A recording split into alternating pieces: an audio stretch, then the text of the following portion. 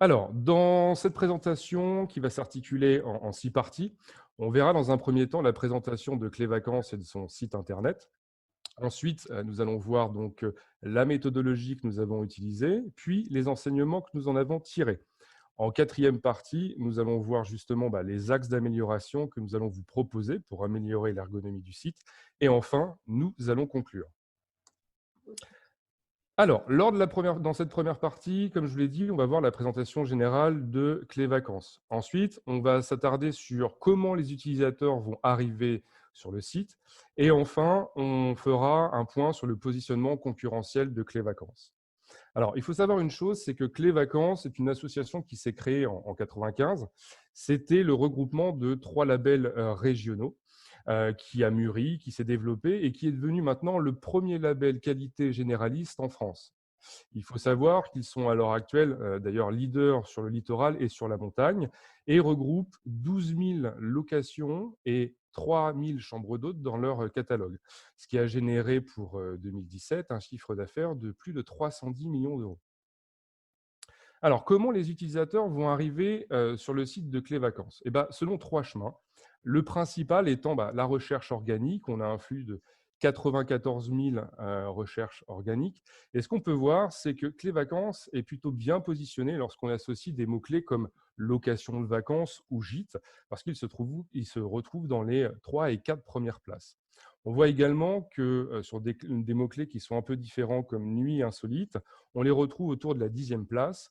Et puis après, lorsque les utilisateurs ont déjà connu le site Clé Vacances, on voit que les recherches de mots-clés qui se rapprochent du site sont plutôt bien placées également. Alors, les 2 autres chemins d'accès, c'est principalement par rapport à votre profil Facebook qui est de grande qualité, donc on a de bonnes redirections, et également, vu que c'est un label, sur la redirection des sites professionnels qui sont labellisés et qui comprennent des balises de redirection. Alors maintenant, si on s'attarde au positionnement concurrentiel, on voit que Clé Vacances est plutôt bien situé, les médians. Devant vous, on retrouve Gîtes de France, PAP Vacances et Amivac. Alors, ce n'est pas une fatalité en soi, même s'il y a un écart au niveau du flux, mais avec les propositions d'amélioration que je vais vous soumettre par la suite, on verra qu'on pourra raisonnablement se rapprocher de ce trio de tête sans grande difficulté. Alors, en deuxième partie, on va s'attarder à la méthodologie que nous avons mis en place pour cette étude, avec le rappel des objectifs, la présentation des méthodes et également le parcours étudié. Et comme nous sommes en UX, la présentation des utilisateurs qui sont intervenus dans l'étude.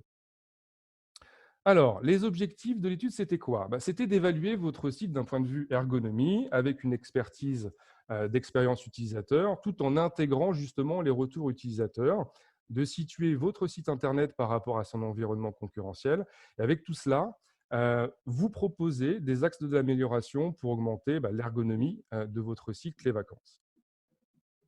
Les méthodes utilisées, les voici, elles sont de l'ordre de 4. Nous avons réalisé une évaluation experte en suivant des heuristiques de Bastien et Scapin. On a évalué la qualité du système, on a identifié les points gênants, les points bloquants, et on a associé cette évaluation à des tests d'utilisabilité à difficulté croissante avec 5 utilisateurs. On le verra par la suite. Et nous avons également fait passer un questionnaire SUS pour déterminer le perçu de la facilité d'utilisation du site.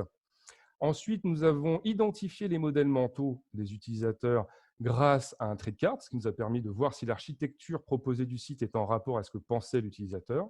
Et enfin, nous avons mené une veille, une analyse concurrentielle, tout simplement pour déterminer au niveau de la concurrence quelles étaient les bonnes pratiques.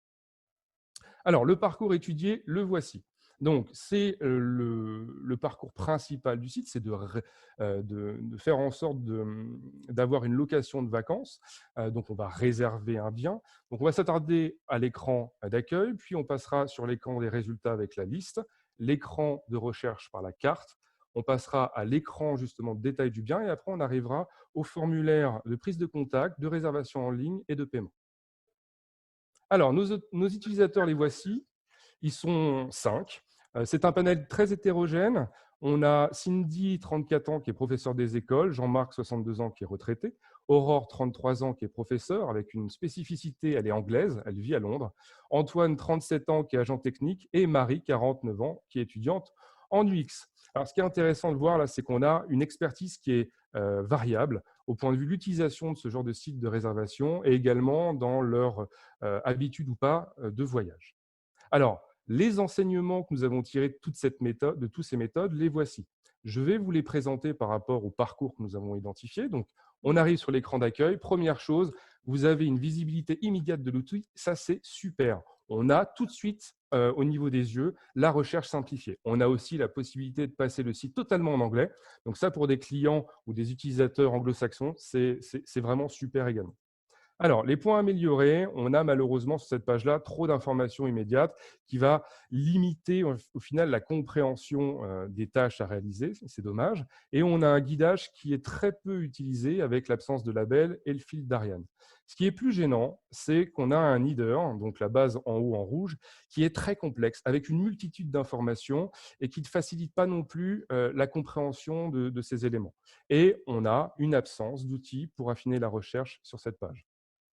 Au niveau de l'écran recherche et résultats, là encore, on voit que la page est plutôt pas mal. On a une adaptabilité du système, l'utilisateur peut passer de la liste à la carte pour faire sa recherche. Le guidage est présent avec la présence d'un fil d'Ariane. On a des couleurs qui facilitent l'identification des actions et on a une standardisation des miniatures. Donc ça, c'est bien. Les choses à améliorer, c'est que vous avez des pictogrammes qui vous sont propres. Malheureusement, ils ne sont pas explicités. Donc l'utilisateur ne sait pas quelle est la signification des clés. Et ça, c'est franchement dommage. Après, vous avez des avis clients et une notation qui sont présentes, mais qui n'est pas mis en valeur. Au niveau des éléments qui sont les plus gênants, et ça sera les plus gênants de l'étude, on a vu la présence de bugs techniques. Donc, c'est-à-dire que l'utilisateur, lorsqu'il va rentrer des critères de recherche, va avoir des biens qui ne sont pas conformes à sa recherche. Il va avoir également une perte de ces critères lorsqu'il va switcher entre la liste et la carte. Et enfin, la fonctionnalité affiner la recherche n'est pas du tout visible. La totalité de nos utilisateurs n'ont pas vu cette fonctionnalité ou au bout d'un très long moment. Alors justement, on a fait un focus sur les écrans affinés la recherche parce que malheureusement, c'est un écran qui n'est pas très intuitif. Bon, par contre, on a déjà un très bon feedback avec les informations sur le nombre de biens en temps réel dès que vous cliquez sur un des éléments. La visibilité est à retravailler parce que les menus déroulants ne sont pas explicités. L'utilisateur ne sait pas que ce sont des menus déroulants. Et la lisibilité est assez faible parce que, vu l'importance des critères, des contenus, eh ben, ils sont trop petits. Et enfin, on en a parlé, il y a une densité de contenu beaucoup trop importante et il y aurait besoin de hiérarchiser également l'ensemble des éléments. Alors, sur l'écran recherche de cartes, c'est autre chose. Là, on est sur un écran qui est pas mal. Il est synthétique, il donne l'information assez rapidement. Vous avez des filtres immédiatement accessibles sur le côté gauche, donc ça, c'est très bien. Par contre, on voit que sur les miniatures, l'utilisateur n'a pas toutes les informations immédiatement. Il est obligé de scroller. Et ça, c'est une chose qui est assez frustrante, hein. Il faut que toutes les informations soient présentes en un clin d'œil. Et enfin, les critères sont quand même peu développés. Enfin, on l'a vu, on a une perte des critères de recherche entre la carte et la liste. Sur l'écran des biens, là encore, vous avez un écran qui est plutôt positif. Il est complet, il y a de nombreuses photos, il y a des vidéos. D'ailleurs, les utilisateurs le félicitent, donc de ce côté-là, c'est super. Par contre, à nouveau, on a encore beaucoup trop d'informations présentes. On a des descriptions qui ne sont pas standardisées, malheureusement. Donc, d'un bien à l'autre, vous pouvez avoir un produit qui est bien présenté et un autre produit est clairement difficile de lecture. Donc ça, c'est gênant. Du coup, ça amène au point qui est un peu plus bloquant. On n'a pas de facilitation visuelle et on a une navigation qui est quand même assez complexe avec notamment la présence de boutons en doublon, voire même plus, parce que là, quand on regarde l'écran, on a 3 boutons contactés pour la même action. Et enfin, vous avez le calendrier qui est difficile de compréhension et c'est dommage parce que ça aurait été un outil très, très utile pour l'expérience utilisateur. Alors, pour finir, les formulaires. Donc, si on prend le formulaire de contact en haut à droite, il est bien, il est conforme au code visuel du site. Par contre, les autres formulaires, notamment de réservation en ligne, ne reprennent pas ces codes. Donc ça, c'est un peu gênant. On a, au niveau de la lisibilité, des tons gris sur gris, donc c'est difficile de lecture, et on a l'absence de guidage pour limiter les erreurs. Et enfin, le point le plus gênant, c'est le formulaire de paiement. Alors, j'imagine qu'il est externalisé, on en parlera tout à l'heure, mais c'est vrai qu'il n'est absolument pas conforme aux modèles mentaux, notamment de nos utilisateurs. Alors, si on doit synthétiser l'ensemble des éléments de l'enseignement, vous avez un site qui est très intuitif, facile d'utilisation, donc ça c'est super. Par contre, on a un problème sur la densité et la hiérarchie de l'information. On a vu qu'il y avait des bugs techniques qui fait qu'on propose des biens qui ne sont pas conformes aux attentes de l'utilisateur. On a vu également que la fonctionnalité affiner la recherche n'était pas visible et même dans son écran, il est difficile, il est pas forcément très intuitif. Et enfin, on a vu qu'il y avait besoin d'augmenter la lisibilité et de mettre en place des facilitations visuelles. Alors, en complément, nous avons réalisé un trip chart.